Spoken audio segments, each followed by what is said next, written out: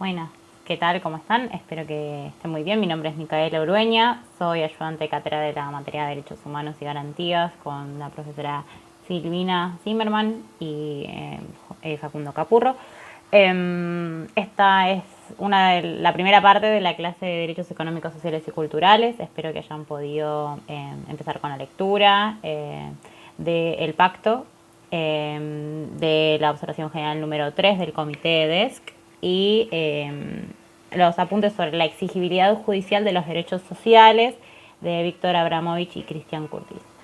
Voy a empezar dando una introducción sobre qué son los derechos económicos, sociales y culturales, en qué contexto surgen. Vamos a analizar el artículo 2 del Pacto Internacional.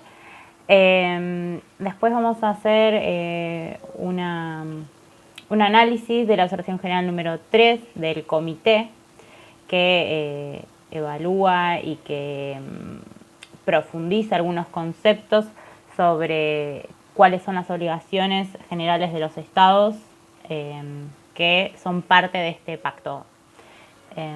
Espero que se comprenda y cualquier cosa, si tienen dudas, tomen nota y en la clase el día viernes las vamos a ir despejando. Bueno, por un lado es importante acordarnos que este pacto internacional se crea en un contexto geopolítico determinado, ¿no? Es en el año 1966. Bueno, primero, lo más importante, o lo primero, es el Pacto Internacional de Derechos Económicos, Sociales y Culturales. Por lo tanto, pertenece al sistema universal, al sistema ONU de protección de derechos humanos. Volviendo al contexto en que se firma este pacto. Se firma en 1966 en plena Guerra Fría, en el cual el mundo está polarizado y hay dos bloques muy específicamente marcados y delimitados que tienen distintas prioridades y tienen distintas concepciones de lo que el Estado debe garantizar a sus ciudadanos, a sus habitantes. Por lo tanto, no se logró un consenso internacional suficiente como para escribir un solo pacto internacional que especificara cuáles son esos derechos que tiene que garantizar el Estado. Por lo tanto, se hace, por un lado, un pacto internacional de derechos económicos, sociales y culturales y, por otro lado, un pacto internacional de derechos civiles y políticos. Hoy vamos a analizar el pacto de derechos económicos, sociales y culturales. Un montón de veces voy a decir DESC, que tiene que ver con estos derechos específicamente. Sin embargo, no nos olvidemos que los derechos humanos son interdependientes e indivisibles. Es decir, yo no puedo disfrutar de mi derecho a la propiedad privada si no tengo un trabajo con el cual yo pueda garantizar el acceso a esos bienes. ¿De qué me sirve tener derecho a la propiedad privada si yo no tengo garantizado el derecho a poder trabajar, el derecho a poder quejarme en caso de que mi empleador me esté esclavizando y no me esté pagando un sueldo? Entonces, están todos interconectados. Interdependencia e indivisibilidad de los derechos humanos.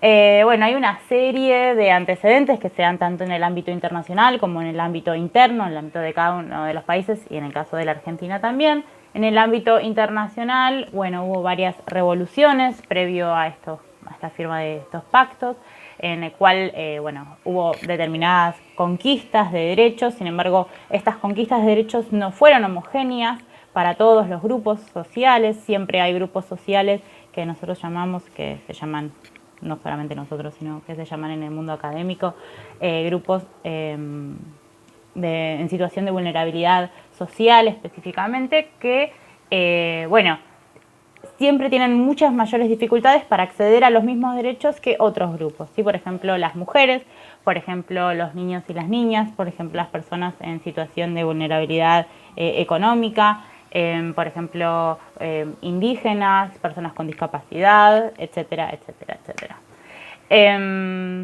Teniendo esto en cuenta, es que se escriben un montón de partes, digamos, de cada uno de los pactos internacionales. Ahora vamos a analizar esto para mantenerlo en cuenta. Por otro lado, bueno, estábamos en Europa estaba en plena revolución industrial, aumento de la producción económica, maquinismo, producción en serie, incorporación de mujeres al sistema productivo, porque muchos hombres habían fallecido durante las guerras. Incluso había niños trabajando en las fábricas, había reclamos de los trabajadores, etcétera. Y el Estado empieza a tener que intervenir para poder equilibrar estas desigualdades sociales. Bueno, una parte del mundo considera que esa es una de las herramientas para poder equilibrar, y hay otra parte del mundo que no piensa de esta misma forma. En Argentina, la cuestión social y los derechos sociales empiezan a tener un mayor protagonismo y a ser considerados como prioridades durante el gobierno, los gobiernos de Domingo Perón, que implementó muchísimas medidas de índole social. Bien, vamos a pasar a analizar el artículo 2 del Pacto DESC, del PIDESC, del Pacto Internacional de Derechos Económicos, Sociales y Culturales. Si pueden ir a su constitución, estaría buenísimo. Así pueden ir también leyendo específicamente de lo que voy a estar hablando ahora. Vamos a enfocarnos en el artículo 2, que dice lo siguiente: cada uno de los estados partes en el presente pacto se comprometen a adoptar medidas, subrayen eso, tanto por separado como mediante la asistencia y la cooperación internacionales, especialmente económicas y técnicas, agarren el resaltador, hasta el máximo de los recursos de que disponga,